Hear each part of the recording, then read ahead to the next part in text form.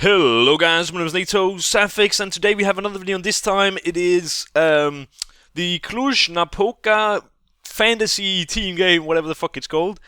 Basically you pick a 5-man lineup of players that suit these different roles and you are looking to get the most points from this. Now, I've never played any fantasy CSGO, never any fantasy anything really before. So I'm not very good at this, but I'm just gonna give it a go. And yeah, I think I'm much better at predicting which teams will win.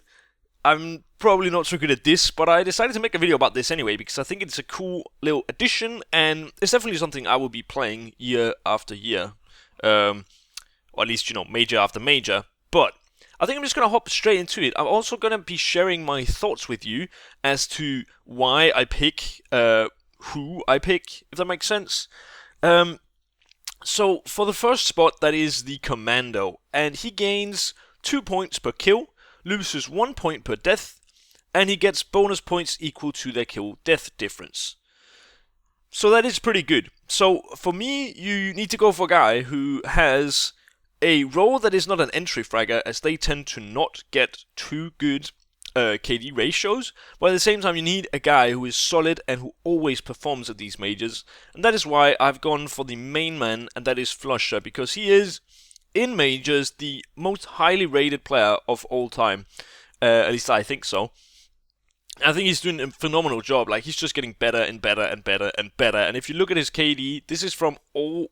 No, this is not from all majors, this is just from the past one, but I mean, those stats are definitely something to look at. He's just a fucking madman. So, for the Commando spot, we're going to pick Flusher simply because I believe he will be instrumental in, another Fnatic possible victory, but we'll see. They've had a bit of a bad run of form now.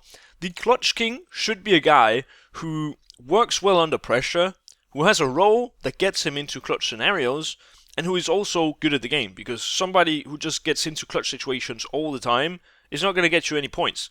Simply because you get 2 points per kill, minus 1 point per death, 4 bonus points for each kill as the last surviving member of the team.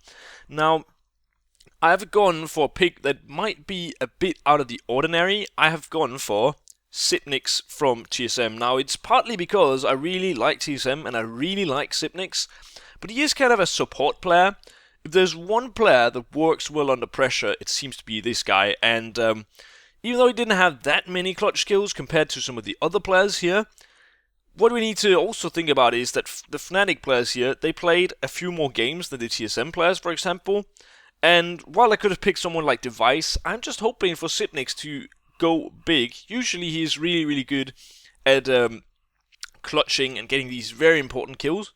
And at the same time, this is only match day 1, so it will be group stage plays, and he will be facing teams that are maybe not so good, but still pretty fucking good, It is the major, But I've just picked Sipnix simply because I feel like if the team fails, he always delivers. And if it's the case that the team fails, then he will end up in so many clutch scenarios.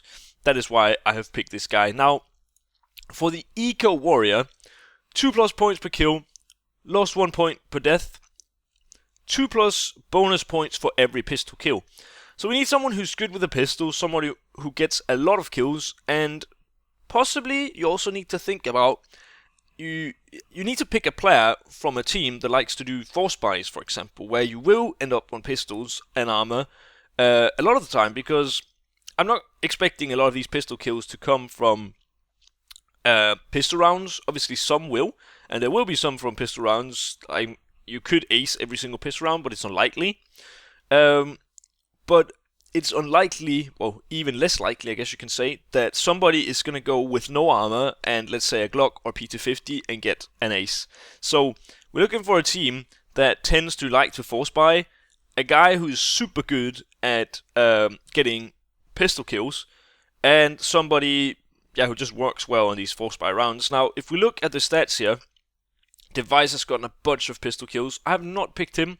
I've gone for maybe a bit out of the ordinary again, but I've gone with NBK simply because I think he's a phenomenal pistol player. And 33 pistol kills, that is not bad at all. He did make it all the way to the final though, and Device didn't. guy like Apex also has a lot of pistol kills, but you can't just rely on these statistics from last time. You know, you have to go for, you know, what will happen this time around, and you know, nobody can predict this perfectly, so you're just gonna have to make a guess. Obviously, I've gone with NBK simply because I really like him as a pistol player, and I think he's absolutely phenomenal. Now, for the entry fragger, I'm not going to read the first 2 lines because you probably know them by now, but we get 2+ bonus points for every opening kill. Now, opening kills are right here. I'm not sure if, yeah, you can actually sort for opening kills. That's cool. I didn't even know you could do this, but NBK could have been the guy to go for. Kerrigan, also a lot of opening kills, as he has this kind of, you know, has this way of throwing himself into the entry fragger role sometimes, but the number one entry fragger for me is gonna be Dupree, and that's just gonna be how it is. Like, I am a TSM fanboy. Dupree is the nicest guy, and he's just so fucking solid. He didn't even have, like, it's not like he had a bad major, but he did have a few maps that were not so good in the previous one. But I think he's really, really fucking motivated. Like, I saw how crushed he was at the last major. I was there and I talked to him. I think he is gonna just put his fucking heart into making it to the final. I'm hopefully winning it. I am expecting Dupree to go absolutely massive, and that is why I've picked him as the entry fragger. He could have also been the guy with clutch kills. He doesn't end up in so many clutches, but when he does, he's probably one of the best clutches in the world. Now for sniper, it could have been some guy like, you know, Kenny S or whatever. Wait, I'm at the bottom pretty much. Could be a guy like, look, Fallen has 84 sniper kills. That's quite a few.